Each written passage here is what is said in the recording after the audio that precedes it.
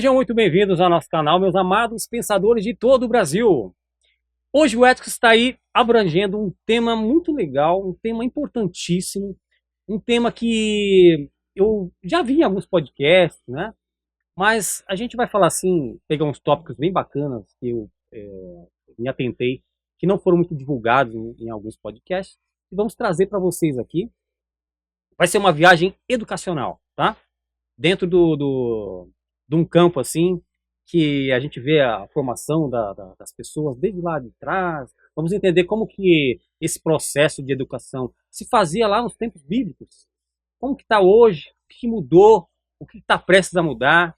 Então vamos nos inteirar nesse universo. Para essa viagem aí didática, eu tenho apoio, o meu apoio hoje não vai ser daquele topetudo mais famoso do Brasil, não. Mas vai ser da Airessa Campos, educadora infantil, já há 28 anos. Airessa, boa noite, tudo bem? Boa noite, tudo bem? Um prazer imenso recebê-lo aqui. Igualmente, obrigada pelo convite. Para que você compartilhe esse conhecimento todo. 28 anos não são 28 dias, né, Airessa? Não. Tem uma bagagem grande envolvida aí, né? Bastante história. Bastante história para contar. Histórias dos bastidores, né? A gente Verídicas. lembra, verídicas, exatamente. A gente lembra que na sala de aula, né? Pelo menos na minha época, assim, a gente tinha a figura do professor como alguém, além de um disciplinador ali, né? Uma pessoa que a gente se espelhava muito, né? Muitos compartilhavam desse desejo de ser professor também. Né? Quando eu tiver prestar uma faculdade, eu vou fazer também, né? Para ser professor. Formador de opiniões, na Formador verdade, de opiniões. Né? Muitas crianças não tinham a troca que se fazia ali dentro das casas, né? Dentro da família, do âmbito familiar. E acabavam tendo ali um professor, além de um educador, como um amigo também. Né? Tinha professores que eu até tenho hoje nas minhas redes sociais, mantemos aí um contato de amizade, se perpetua aí há mais de 30 anos. Então, você vê a importância que tem de um educador para com os seus alunos ali, né? Airessa, 28 anos atuando aí no campo de educação, você já deve ter presenciado muitas mudanças nesta área, não é? Sim. Mudanças que a gente vai vendo na prática que funciona ou não, ou deixaram de funcionar. Enfim, queria que você compartilhasse com a gente aqui o que evoluiu da educação. Vamos colocar o tempo que você está ministrando, né? De 2 décadas e meia para cá. O que você viu de evolução que venha a ser algo de importante? O que nós agregamos à educação pública, à educação de um modo geral, né? Que você possa estar trazendo para a gente. Hoje a gente vê que nem eu estava falando antes da gente começar, não tinha computador antes. Sim. Hoje as crianças têm acesso, Sim. né, ao computador, Total. até os celulares também, né? Está tendo uma conflitância muito grande aí, uma preocupação desse avanço tecnológico. Por falar nisso, você viu isso com bons olhos? Então, a tecnologia ela tem dois lados, né? Um lado muito bom, que é o acesso imediato à informação. Sim. Então, antes a gente tinha que acessar a biblioteca da escola. Tinha as enciclopédias, não é isso? Eu tinha na minha casa, inclusive, a Barça, né? Barça, foi o meu, quem nunca teve, né? Permeou muito a minha vida, a enciclopédia Barça. Eu gostaria muito que ela ainda existisse. Verdade. Que eram livros lindos, né? Hoje tá item de colecionador aí, né? Exatamente. E também, às vezes, a criança ia para a biblioteca, tinha que esperar aquele livro voltar, porque só tinha aquele para você usar, né? Você fazer um rodízio pela sala. Hoje você tem o celular, às vezes, em sala de aula. É permitido usar o celular na sala de aula? Então, no colégio que eu trabalho, na verdade, eu acho que acabou sendo uma medida adotada, porque, é o que eu falo, a tecnologia ela tem o lado bom e o lado mau. Então, do mesmo jeito que, como você disse, né, o professor ele é um espelho e tal, mas tem um aluno que ele não vai para a escola para estudar. Ele vai para a escola para atrapalhar o âmbito escolar, vamos dizer assim. Então, eles acabam usando o celular como ferramenta de filmar o professor, depois usar aquilo de maneira não adequada, né? Então, o que acontece? Os celulares são recolhidos no início da aula, e aí as crianças só podem ter acesso, criança, adolescente, né? Só podem ter acesso na hora do intervalo da escola. Depois eles deixam de novo para poder ter a aula.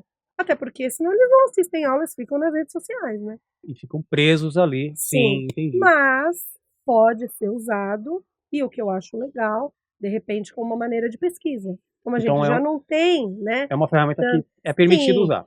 Às vezes. Mas isso depende do professor, depende do tá. que ele consegue ali. Eu acho que dependendo também da quantidade, do número de crianças, de alunos que você tem na sala, então você acaba se perdendo também, né? Sim. Você não consegue ter acesso ao que eles realmente estão olhando, vendo, sim, né? sim. Mas como uma maneira de pesquisa, por que não? Em um determinado momento e depois seja recolhido.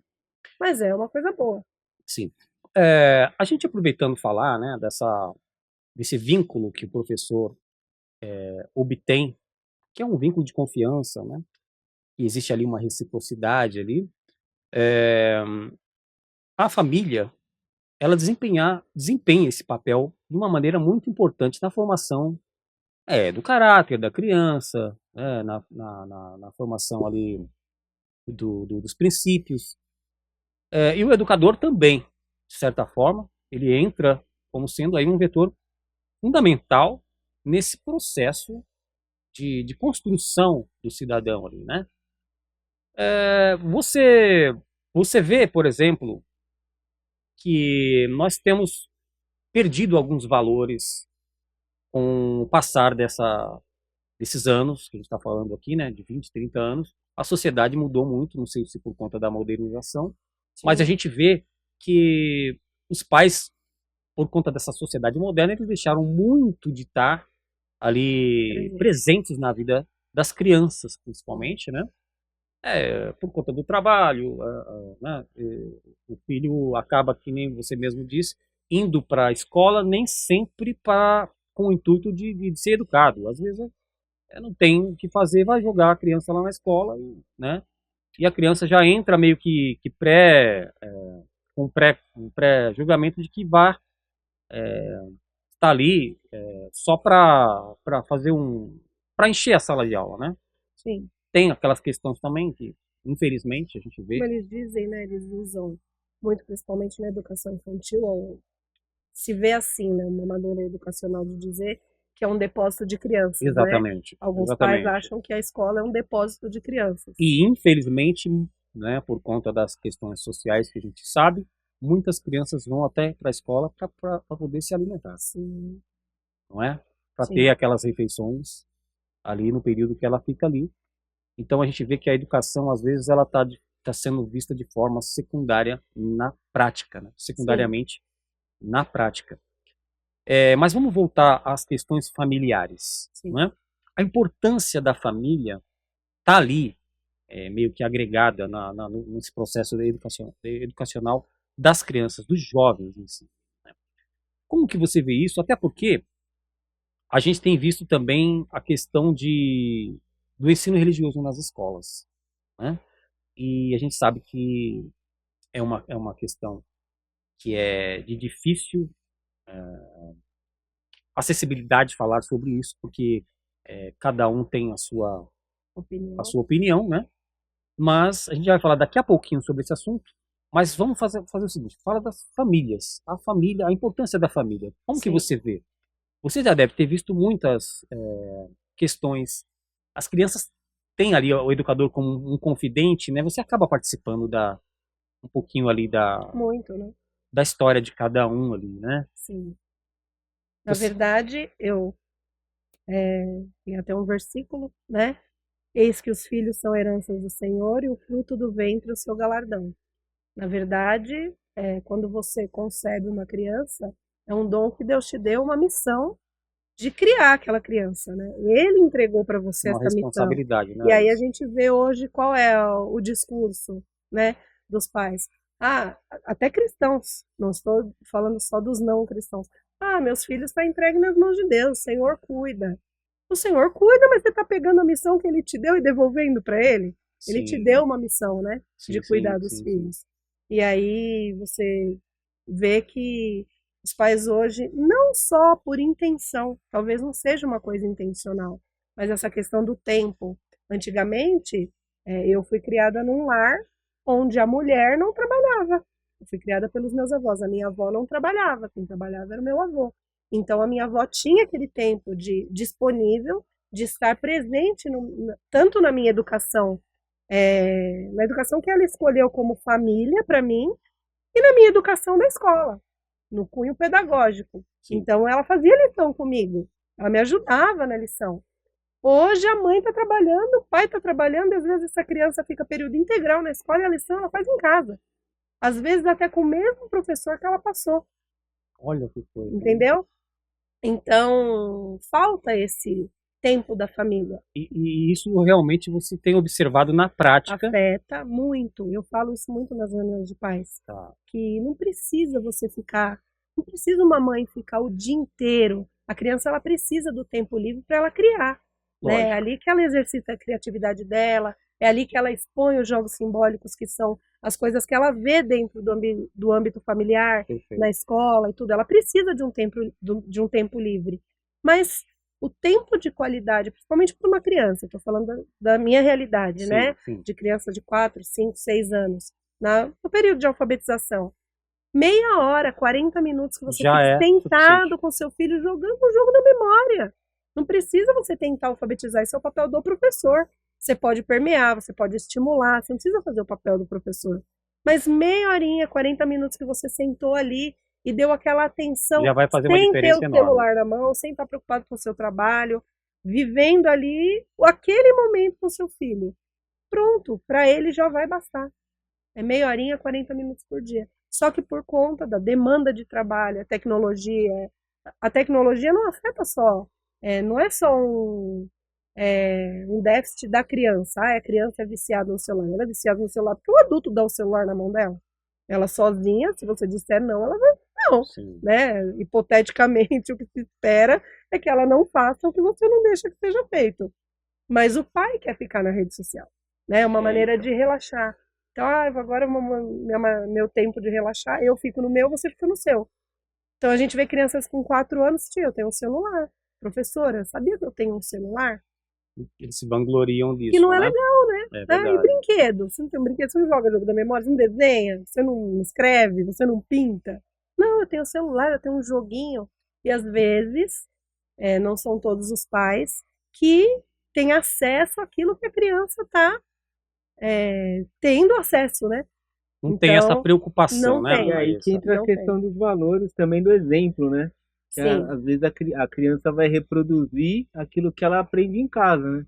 Então se o pai vive no celular, a mãe vive no celular, o filho vai acabar também tendo essa mesma... esse mesmo hábito, né? Sim. Vai seguir, ele vai copiar aquilo que ele tem em casa, né? Aquilo que ele convive mais, né? Exatamente, é nisso que eu digo, a família é referência. E hoje, né, é o que eu falei isso, inclusive, 2 semanas atrás, foi a minha reunião de pais de finalização de semestre. Sim. E eu falei, se for ver por tempo de carreira, eu tô no final da minha carreira.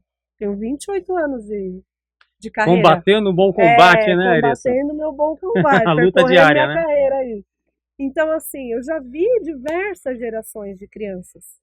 E as crianças que nós estamos vendo hoje, às vezes elas não têm o vínculo emocional que elas têm com a gente, com os próprios pais. Então tá aí a importância da relação, né, da família, Sim. efetivamente na educação dos jovens. Sim. Vamos trazer algumas atualidades aqui para a gente poder estar linkando junto ao tema. Estamos falando aqui da família, né, na educação. Um fator que estamos vendo com muita preocupação, está sendo apreciado com preocupação, é a baixa taxa de natalidade. Nós estamos falando de criança, né? Uhum. A taxa de natalidade nas famílias em vários países está acontecendo. Isso parece uma tendência que eu não sei se ela meio que foi predominante aí por conta da pandemia, mas a gente tem visto, né? Isso acontecer e tem uma preocupação muito grande, principalmente dos educadores, porque estamos falando aqui de escolas sendo fechadas. Infelizmente, por conta da baixa taxa de natalidade. A gente está vendo escolas fechando, principalmente no Japão, na Coreia. Recentemente, agora em Taiwan também, muitas escolas sendo fechadas.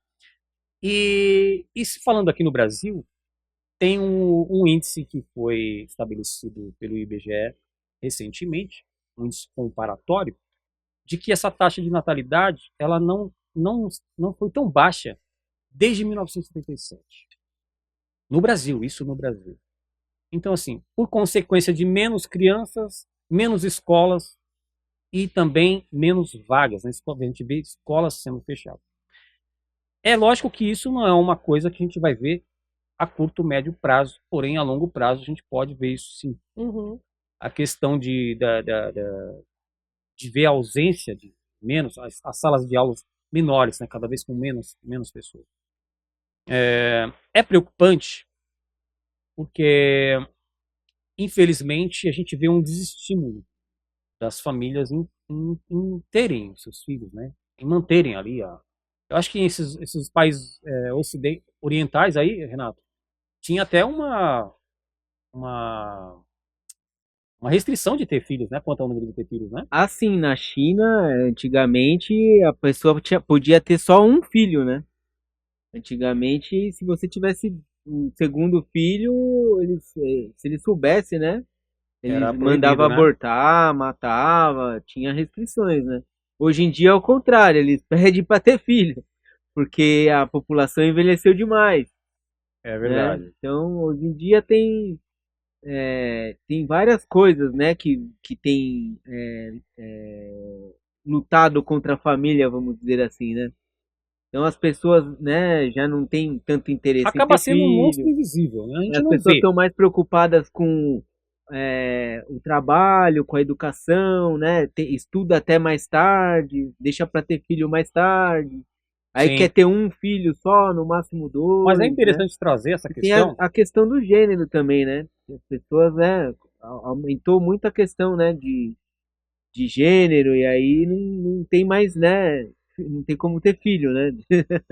É que eu falei, é um monstro invisível, né? A gente tá. Lógico que a gente não vai entrar nesse mérito aqui, mas sim, a questão do gênero também deixa de ser um fator que alavanca na falta na baixa taxa de natalidade, porque o casal vai optar por estar adotando uma criança, Sim. né? E isso, como eu disse, a longo prazo pode sim expressar um número, como está sendo visto, né?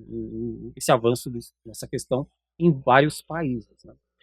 Mas, Airessa, nos tempos bíblicos, por exemplo, tinha muito incentivo à prática da leitura, tinha-se bibliotecas também nos tempos bíblicos, um acervo importantíssimo que era passado também de pai para filho, tá? Tinha muito aquela questão dos princípios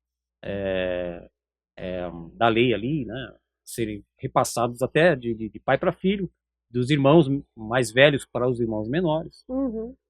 E hoje a gente sabe que os pilares da educação estão tão pautados na própria Bíblia. As pessoas, às vezes, seguem os princípios cristãos sem saber que fazem parte disso.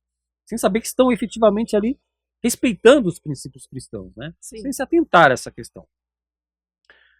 É de suma importância, na sua opinião, a criança ter essa formação cristã desde o berço? Porque hoje nas escolas a gente sabe que está sendo aí algo que está sendo estudado, está sendo um ensaio ali para ver se isso vai funcionar, né? De fato, sem desrespeitar a liberdade religiosa das outras pessoas. Mas você acredita que isso contribui também na formação educacional da criança, do jovem? Ter ali um princípio cristão, desde ali do berço, ali, dos pais, né? Ensinarem Sim. a palavra de Deus aos Sim, seus a filhos. gente vê, eu tenho alunos que são cristãos e a gente vê a diferença no comportamento, né? Sim, Da criança que tem esse valor e da criança, vamos dizer, da criança que frequenta uma uma igreja e igreja. que tem uma doutrina e de uma criança que nem conhece, Tá. né? É Você vê a como, diferença disso na prática. com certeza, Tá. com certeza. E, E o que eu percebo Por mais que o mundo esteja caminhando para o seu final, vamos dizer assim, né? Para o apocalipse, vamos dizer assim, às vezes acho muito engraçado que eu pergunto, na última semana de aula eu dei uma atividade que estava dentro da apostila e perguntei para os meus alunos assim, o que tem no céu? Boa pergunta. A resposta, mas não tinha nada a ver com coisas espirituais o que eu tinha perguntado. A resposta que eles tinham que me dar era pássaros, lua, nuvem. E veio eles responderam Jesus. Olha que interessante. E eu até me emocionei. Com certeza. Eu falei, não tem só cristãos aqui, né? Eu falei, Jesus, tia, tem Jesus no céu. Eu falei, exatamente, esse aí tá no céu e tá aqui com a gente agora. Sim. Mas não é bem isso que eu quero saber. Então eu vejo que até tá tão apocalíptico o negócio que até quem não é cristão tá implantando um momento de oração em casa para criança, porque sabe que é muito feio o mundo. O mundo tá muito feio, né? Então, jogos horríveis para as crianças, brinquedos horríveis para as crianças. E assim, eu costumo dizer que tem festinha de Halloween, festinha daquilo, e as mães acham muito divertido colocar roupinha de bruxa, roupinha de... Entendeu? Sim. E, assim, as crianças não gostam. Eles acham muito legal. Ai, que legal, tô fantasiado. Mas no fundo, eles têm medo. Eles sabem que bruxa não é um anjinho de luz. Eles sabem o que uma bruxa faz. Porque nas histórias infantis, a bruxa é o quê? Ela não é um ser de luz boazinha que faz mágica para aparecer um pó de glitter. Eles sabem o que uma bruxa faz. Geralmente nas histórias a bruxa tá. Então eles têm medo. E como a criança ela não consegue controlar as emoções dela, elas vão canalizar para quê? Não dormir à noite, querer dormir com os pais. Na escola você pede para fazer um desenho livre. O que elas vão desenhar? Elas vão usar a cor roxa, a cor preta e vão reproduzir aquelas coisas que a gente sabe que está no inconsciente dela. Que talvez a gente pense que eles gostem muito. Eu vou te dizer um exemplo. De uma criança de 3 anos. Tinha um desenho que ela precisava fazer. Ah, você vai desenhar sobre a história que a gente acabou de ouvir. Era uma história de ursinhos. A criança fez um vampiro, uma criança de 3 anos. Nossa. Um vampiro todo desenhado de preto com chifres vermelhos. E aí, nem sou eu a professora da criança, tá? A professora veio me mostrar, disse que falou, não, nem, porque a gente não vai punir, a criança não tem noção, ela só está reproduzindo aquilo que está dentro do emocional dela. Então ela falou assim, é que eu gosto muito de vampiro, eu gosto muito de sangue. Então a gente não sabe de onde veio isso aí, mas ela não criou isso aí. Com certeza. É alguma coisa dentro do que ela vive que ela está externando, tô precisando de ajuda, tô precisando de ajuda, entendeu? Sim. E isso prejudica muito, né? Você, crianças. Particularmente, Ailissa, é a favor do ensino religioso nas escolas? O ensino religioso que eu falo, assim, vamos ser mais explícito, né? O ensino cristão nas escolas, a Bíblia, você é a favor? Eu, como cristã, é o livro que permeia a minha vida. Então eu teria total propriedade para falar sobre isso. Como cristã, como vivendo os princípios da Bíblia. Mas uma pessoa que não é cristã vai abrir o livro, Bíblia, que não é um livro, é uma palavra de Deus viva, vai abrir como um livro. Então ela não tem propriedade daquilo, né? Ela vai ter que estudar aquilo, ela vai falar como um livro qualquer. E também venha num embate com a religião que a pessoa já tem, né? Sim. O professor tem que estar preparado para isso, não é só a criança, porque criança ela é uma caixinha, né? Você ensina, ela vai aprender. Por mais que às vezes a gente pense que não, mas você ensina, ela vai aprender. Ela é uma caixinha aberta para tudo. É ótimo ensinar para criança. Então elas vão aprender. Porém, com que cunho o professor vai ensinar isso? O professor está preparado para ensinar a Bíblia para a criança? Exatamente, né? Você falou bem. Porque, né, ninguém pode dar o que não tem. Você vai dar um conhecimento que você não domina aquele conhecimento, né? Sim. E bem falado da sua parte, que não se trata somente de um livro, mas tem uma espiritualidade enorme ali por trás do livro, né?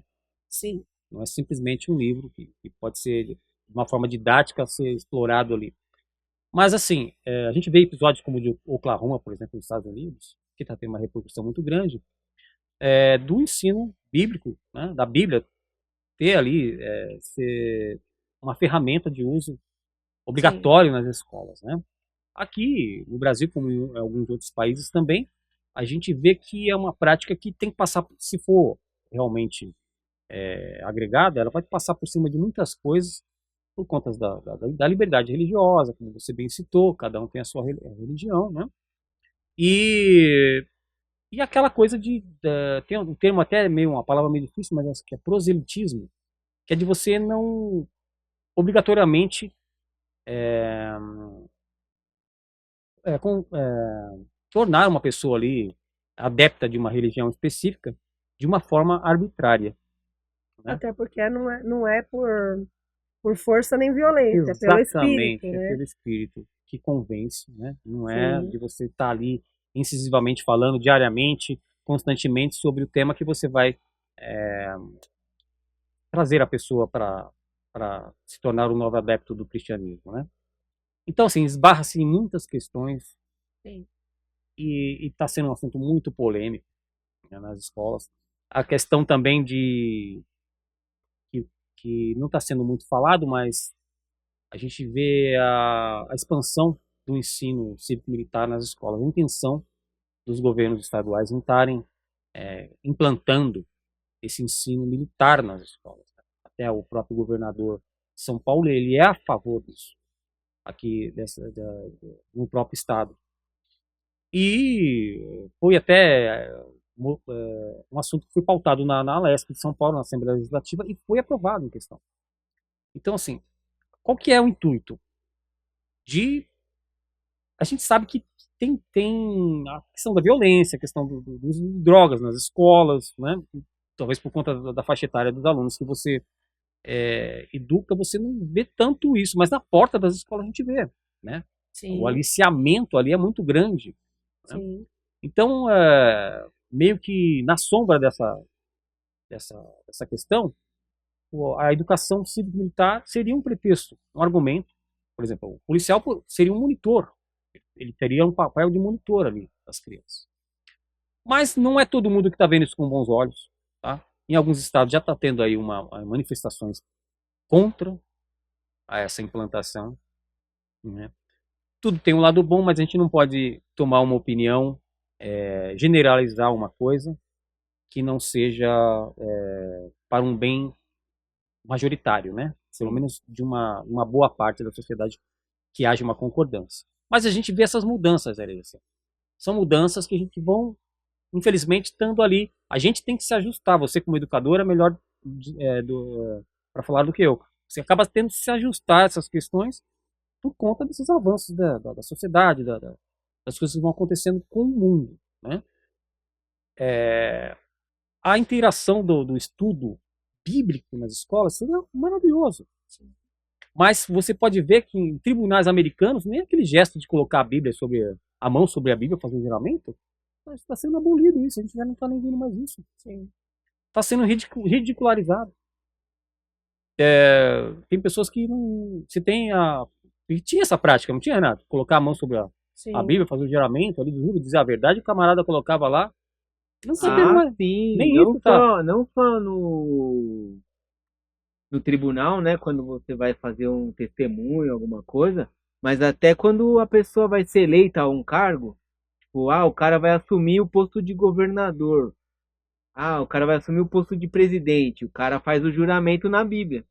Vou servir aqui, eu até estava assistindo a série ali do Yellowstone, e o Hum, cara, o ator principal lá, ele vira governador, né? E o cara põe lá na hora dele receber lá, né, assumir o cargo de governador, ele tem que pôr a mão na Bíblia e fazer o juramento lá de que ele vai prestar aquele período ali que ele vai estar governando sobre juramento. a gente vê que até isso também está se perdendo. Muita coisa boa está se perdendo, né? A gente falando aí de, sei lá, 3 décadas, muita coisa mudou, né? E nem sempre para melhor, né, Iris? Nem sempre para Na melhor. maioria das vezes, não. Tem a questão das crianças, da ausência de afetividade em casa, né? Sim. Também ter ali o professor como se fosse uma referência materna ou paterna. Tem isso também, Alice, na escola? Com certeza. Não é mais aquela coisa de tia, não, já vê com um pouco mais de... Sabe? Existe isso, né? Com certeza. As crianças, eu até na reunião, estou citando a reunião porque foram coisas que eu falei por coincidência, né? Eu procuro ser para a criança uma tia. Não que eles sabem a minha referência como professora, porque eles sabem os momentos que eles vivem comigo educacionais, né? Pedagógicos, vamos dizer assim. Mas nos momentos que eles estão brincando e que eu estou brincando com eles, eu tento ser aquela tia. Eu tento ser aquela pessoa que eles possam confiar. Porque a criança, ela reflete o que ela vive, né? Principalmente na idade dos que eu trabalho, que são de 4 e 5 anos. Então, num dia que você propõe uma atividade para a criança e a criança não consegue fazer, sendo que aquela criança naturalmente faria, né? O que aconteceu com aquela criança? Se eu não tivesse vínculo, eu não consigo saber. Porque nem sempre o pai vai reportar para mim o que aconteceu em casa. Mas a criança, se ela tiver o vínculo comigo, ela vai dizer o que aconteceu. Existe algum acompanhamento psicológico nas escolas? Existe. Em algumas escolas, não são todas. Né? Algumas escolas têm uma psicopedagoga, uma psicóloga, porque existem casos muito, assim, de coisas que você Sim, imagina. Nem imagina que acontece. Nem imagino. Sabe? Nem imagina o que acontece. De abuso é a coisa menos pior, vamos dizer assim, né? Tá. Existem crianças que passam por coisas em casa que um amigo meu que é professor contou, rede pública, tá? Que a mãe, ele tinha a mãe drogada e ele ficou convivendo, ele ficou 3 dias sem ir para a escola e ele ficou convivendo dentro da casa com a mãe morta de overdose, dentro do quarto, e ele não conseguia sair de casa, porque estava trancado dentro de casa. Ele só conseguiu porque os vizinhos começaram a sentir o cheiro do corpo. Coisa impressionante, né? Entendeu? Então, o que é o papel de um professor? E assim, é um papel que às vezes o professor nem tem aquele emocional para dar para aquele aluno. Sim, compreendo Mas perfeitamente. você vê que precisa. Mas a gente vê que o cidadão acaba sendo fruto, né, do meio em que ele vive. Sim, totalmente. E ele acaba trazendo muito do que está na família, dentro da casa dele, para a sala de aula, né? Tem um filme do Cuba Gooding Jr. que fala um pouco disso, né, Renato? Não lembro o nome do filme. Como que é mesmo? Jogada de Rei. Jogada de Rei. Assistiu esse filme, André? Assisti. Muito A Iressa, perdão. A Iressa. O filme fala exatamente do que nós estamos falando aqui. Sim. Pelo que eu lembro do filme, ele era um rapaz que vinha de uma instituição penal, né? Sim. E ele trabalhava na escola. Tem um trechinho desse filme aí, Renato? Sim, sim. Então ele viu esse problema social que tinha na escola ali. Parece que o pessoal estava envolvido com drogas, né? Com uma gangue criminosa ali. E ele tenta colocar algo que a gente vê hoje, a importância do esporte, né, nas escolas, né? Mas no caso era um jogo de xadrez, né? Se não me engano, ele aprendeu xadrez na cadeia. Sim. Com uma pessoa, com um cara, ele era um senhor já, e ele estava em prisão perpétua.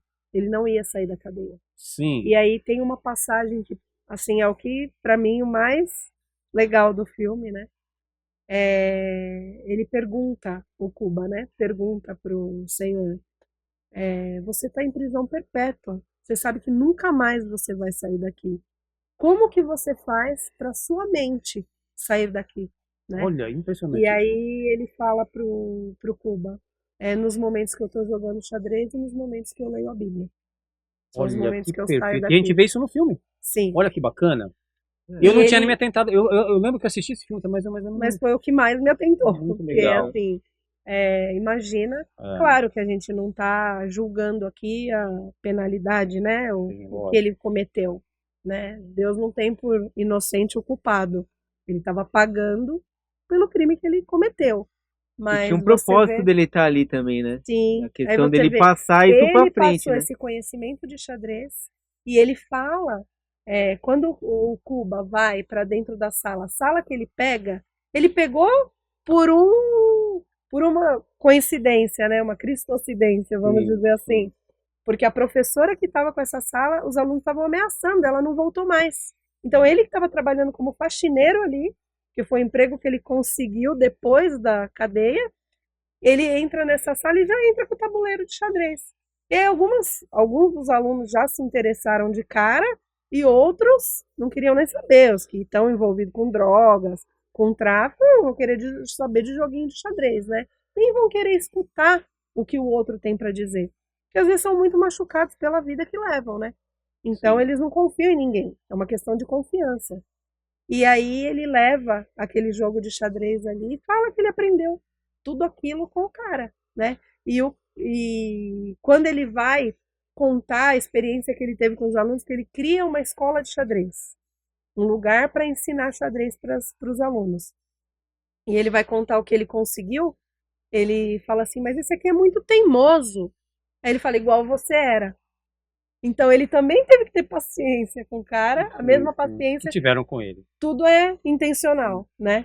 A gente percebe a importância, então, do esporte, né? Porque, ou então de uma ocupação mental, né? Algo que estimula o raciocínio das pessoas, né? Até para poder treinar antes de tomar uma decisão, né? Poder exercer ali o raciocínio antes de você fazer alguma coisa, ter alguma decisão na sua vida. Então, assim, o esporte condiciona muito bem para isso, né? A gente vê em escolas americanas o estímulo do esporte está vinculado com a educação, porque assim, se você não tirar boas notas, você não vai conseguir se alistar na liga. Sim. Não é? Então, assim, você também vê isso com bons olhos, a inserção do esporte, de alguma coisa ocupacional de forma mental nas crianças, desde da formação. Sim, com certeza, até porque o que falta hoje, né, o que tinha demais antigamente, que era disciplina dentro do lar, hoje falta. Os pais se perderam um pouco até a criança que manda no lar hoje, né? Eles perderam um pouco disso. E o esporte, se você não tiver regras e disciplina, você não desenvolve esporte. Você vai lutar judô, por exemplo, é regra e disciplina. Você não pode falar enquanto o outro está lutando. É uma regra do judô. Sim. Então, todos os jogos que você for ensinar para alguém tem regra e disciplina. Então, é um jeito de ensinar para essas crianças que a regra e a disciplina são boas, né?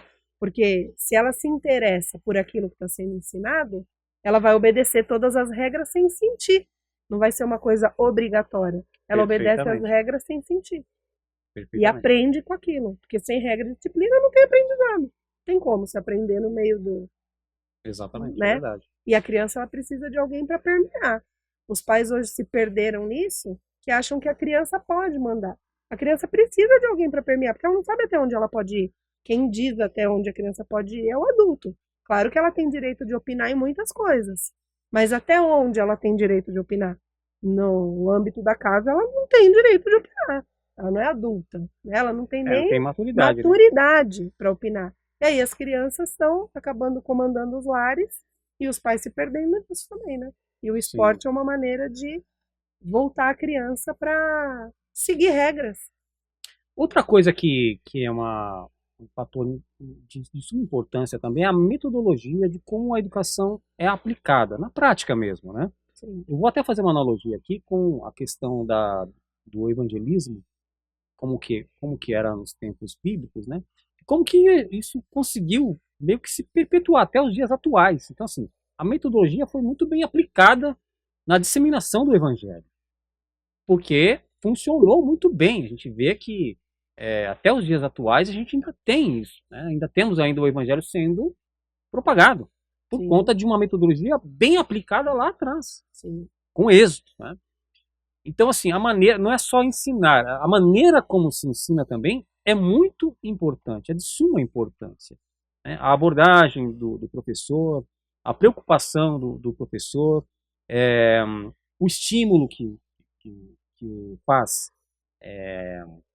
exercer a sua profissão ali com maestria, né? Também é de suma importância. A gente sabe que tem, infelizmente, um déficit de incentivo monetário com a classe geral, né, de professores, né? Tá até meio estereotipado, professor, não ganha bem, policial, não ganha bem também. Mas por que isso, né? Por que isso existe? A gente tem tido progressos, tá tendo aí um incentivo do governo do estado maior na questão orçamentária para com os servidores, né? Mas a gente percebe que não é só um número, não é só por dinheiro. Aquela coisa que a gente compara, o jogador de futebol, ele tá só jogando por dinheiro, não tem mais o amor à camisa. Os professores hoje, você vê, eu vou te fazer uma pergunta pessoal, você vê uma adesão de promissora de pessoas querendo lecionar hoje, ou você vê um desestímulo, não, professor não, sabe? Começa a ver com um certo preconceito, um desestímulo mesmo, sabe? Assim, de querer ser professor, de querer ter. Você vê companheiros você pode dizer talvez companheiras de profissão que estão ali meio que desestimuladas em continuar, dar continuidade, né? Uma profissão tão belíssima, que eu acho que é a profissão de ensinar, acho que é a profissão mais bela que existe, né? Jesus Cristo, por exemplo, foi o maior professor que teve. Mestre, né? Um mestre, né? Era chamado de rabi, de mestre, e o conhecimento dele vinha do alto, né? A didática dele era infalível, os fariseus, né? exatamente, não entendiam de onde vinha aquele conhecimento, né? Creio eu que muitos se espelhavam em Jesus e falavam, poxa, eu gostaria de ser, de ter um vasto conhecimento como esse homem tem. E hoje tem isso, Aires, ou tem um desinteresse, ou a classe está meio desmotivada, por conta de querer passar isso adiante, né? A gente vê que tem muitas profissões que estão sendo fadadas aí à extinção, sabe? Por exemplo, fala-se muito que a profissão de advogado está quase que extinta. Sim. A gente vê, lógico, né?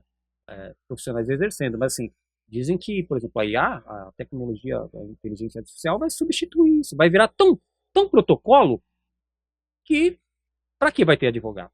Sim. Então, eu estou te fazendo essa pergunta porque, de repente, hoje a gente sabe que tem aí, né, as redes sociais, tudo, você vai lá e dá um clique e tem uma resposta para tudo. Imediata. Será que a profissão dos professores está ameaçada também? Aí, será? Então, eu vejo que tem gente que fala que os professores mais velhos já estão mais desmotivados, né? Eu vejo assim, no colégio que eu trabalho, eu sou uma das mais antigas que tem lá, né?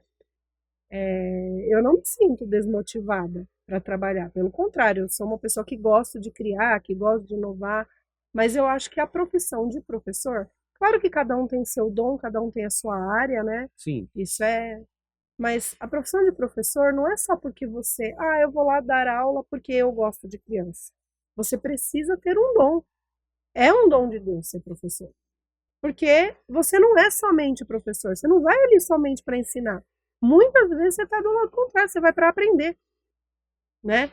E às vezes você tem que ser psicóloga, médica, enfermeira, babá, mãe, pai, tia.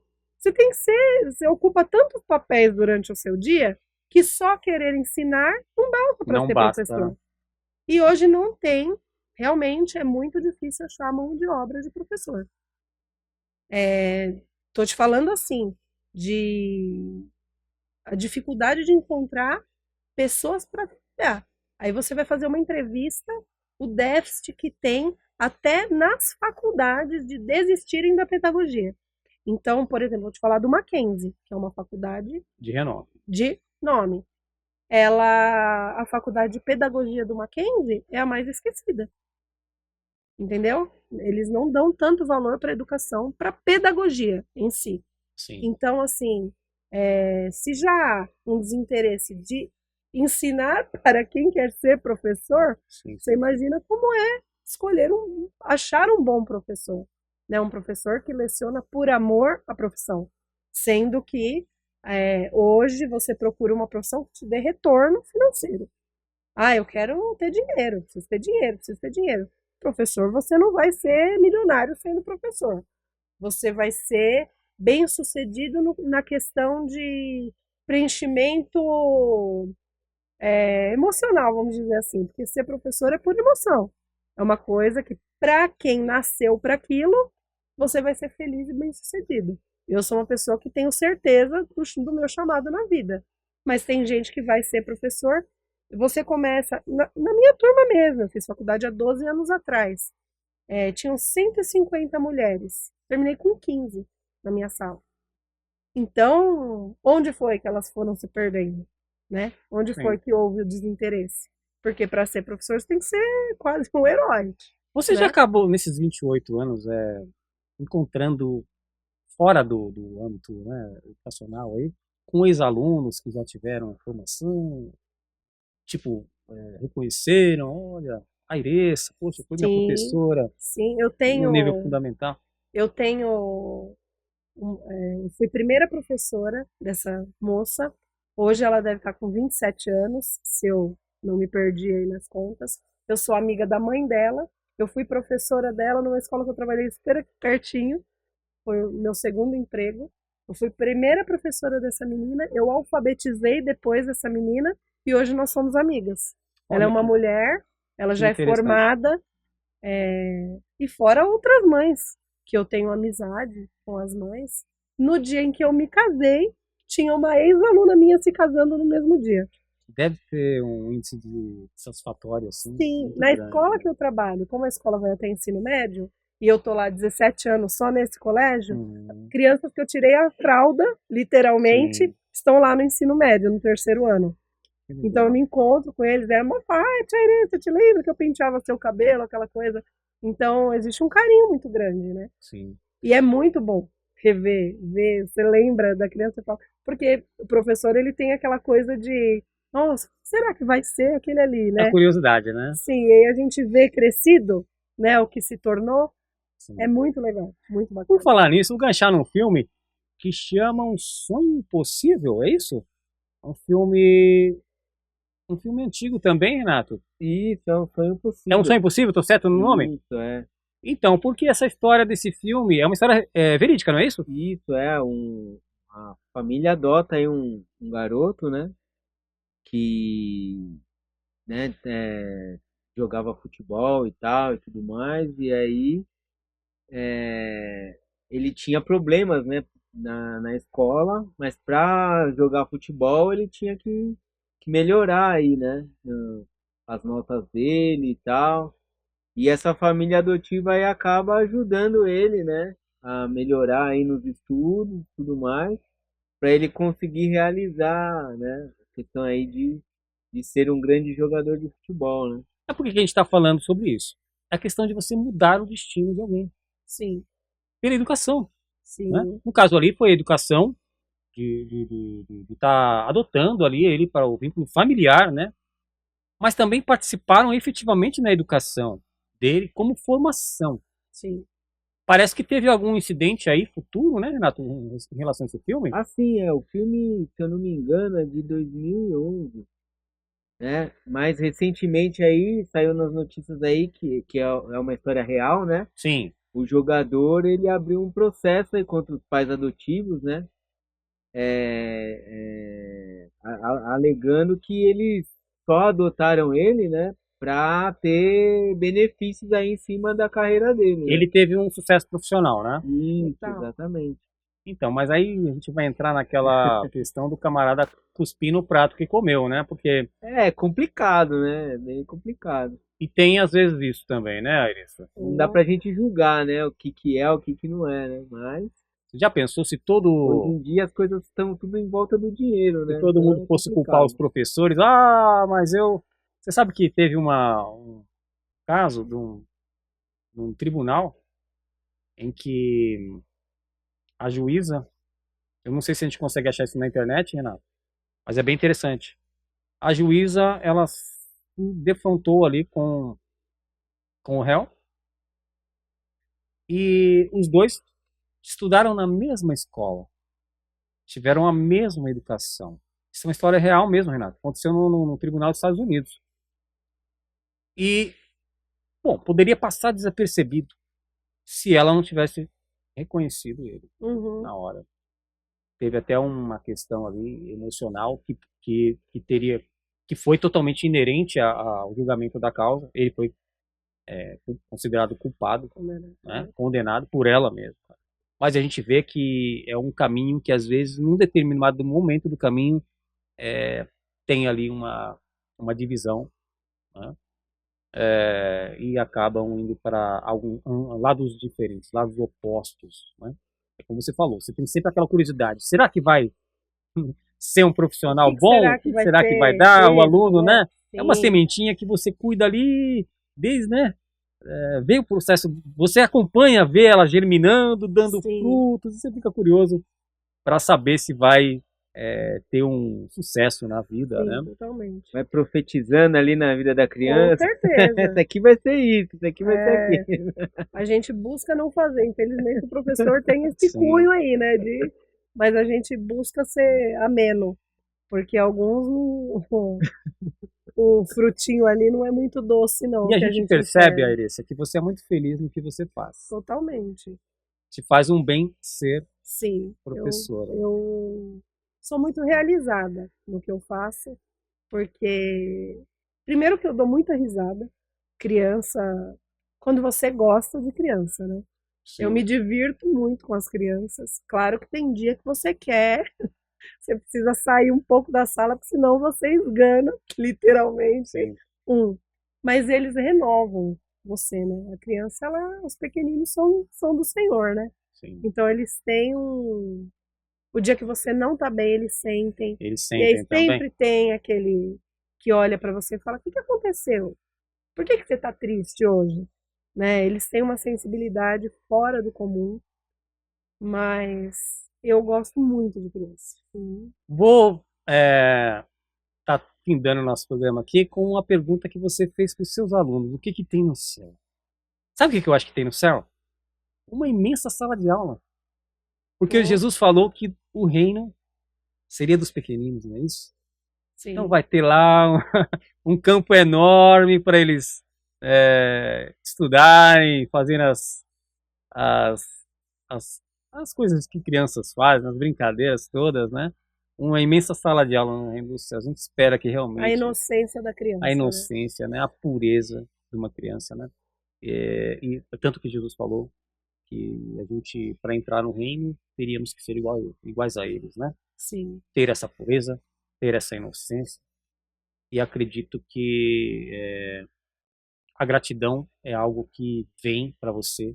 Com certeza. Como muito mais do que um salário, é algo que vai te trazer uma realização muito maior, né? Com certeza. Você vê isso. E às vezes você olha, você vê até no olhar da criança isso, né? Que ela é grata pelo que você está fazendo. A gente vê com um animal, né? Um animalzinho demonstra que é racional. Imagina com uma criança. Né? Eu me lembrei agora de um fato que aconteceu. Eu tenho uma aluninha em particular, que ela é uma criança bem agitada, então ela demanda muito. Fisicamente até, de mim, né?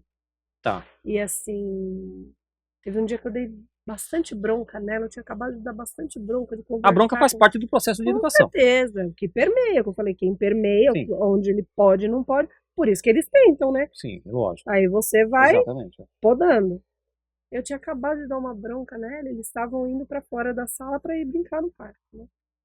E aí eu tava virada assim, guardando uma apostila assim. Ela virou assim, veio até mim e falou: professora, eu te amo. Aí desmonta, né, Arissa? Falei, mas você tá querendo o quê com isso aí? Que eu posso te pedir perdão. Aí eu abracei ela, beijei.